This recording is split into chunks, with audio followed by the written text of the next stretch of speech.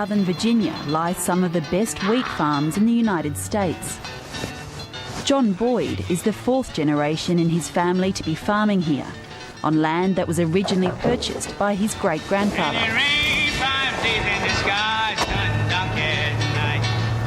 And he bought this farm on the brink of the Civil War when, when blacks were able to stay on the farm.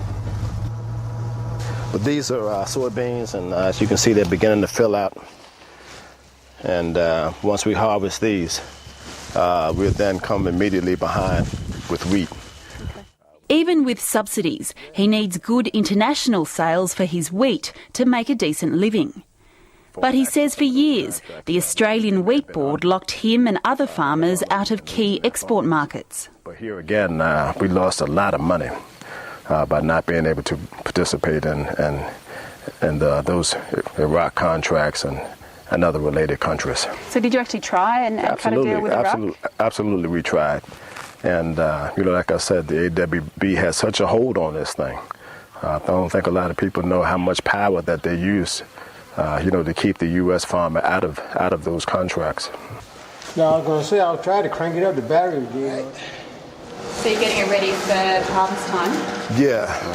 Yeah, we're going to get out here and do a little work today and hooking it up now. Unlike the single desk system in Australia, where the AWB exports on behalf of all wheat farmers, John Boyd sells through a co-op system made up of just 30 local farmers. And after the Oil for Food and Coal Commission revelations, he's now convinced his co-op was locked out of Iraq by AWB's alleged bribes.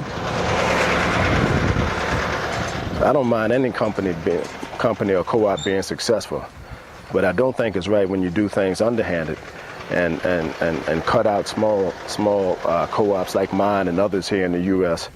That was trying to get some of that business fair and equitable.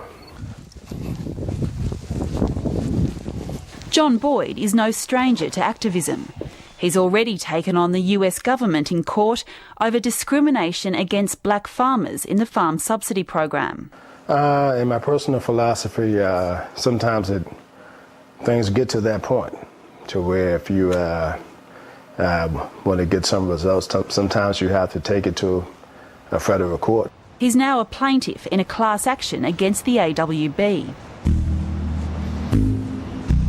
In Washington, D.C., lawyer L Paler Foret has taken up the case.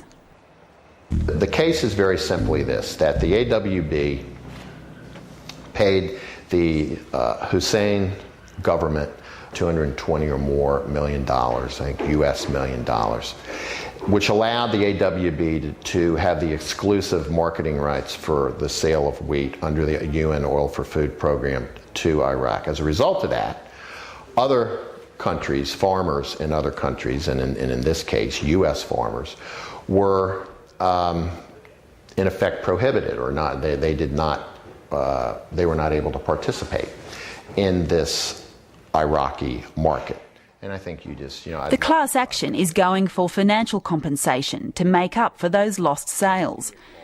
L Paler Foret won't put a dollar figure on their claim yet, but points out the Iraqi market was worth billions. But I think the reality of the situation is the U.S. had participated in the Iraqi market before, and I think we're still uncovering this, but I think had participated in sales to Iraq through the UN program up until the late 90s.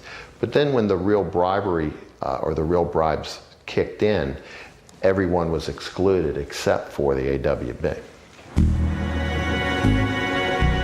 Australian experts challenge this claim, saying that US government sanctions against trading with Iraq throughout the 1990s were what really hindered American farmers. America certainly has lost market share. It's not through the actions of AWB and the Food for Oil campaign. It was really as a consequence of political decisions and economic sanctions that were brought in by the Americans. And since the grains market analyst Malcolm Bartholomaeus also says Australian wheat has a natural advantage. And it's a preferred wheat from a quality perspective and its performance for a lot of the products that are made for the consumers in Iraq. So even in a level playing field market, if that's what we want to call it, there would still be good, strong, ongoing demand for Australian wheat over and above any wheat that they may import from America. When the class action was filed in Washington DC a few months ago, the Australian wheat industry was furious. The case has since been voluntarily withdrawn, but in the last week, Australian wheat industry figures have been telling Dateline it was thrown out of court for lack of evidence. L Paler Foret says this is nonsense. He withdrew it before any hearings to finalise a few more details, and he'll be refiling soon. It seems to me the Coal Commission's doing an excellent job and is uncovering what needs to be uncovered. In his case, L Paler Foret will be using a law called RICO, first used to track down the mafia. He's alleging AWB also used similar tactics in Indonesia, Pakistan and Yemen.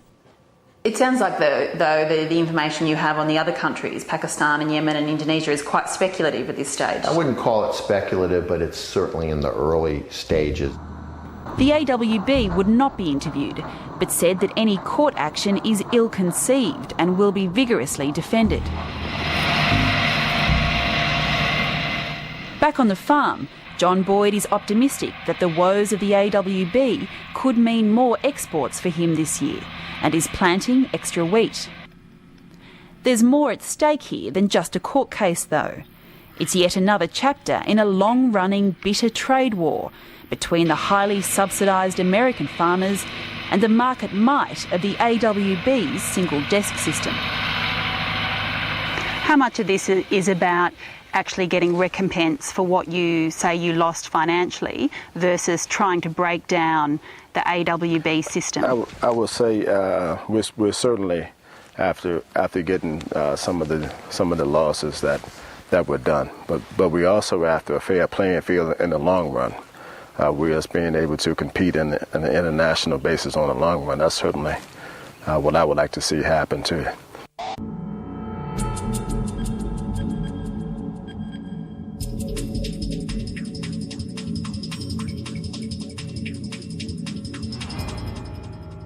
On the facts, but early stage stages. The AWB would be called to be said, but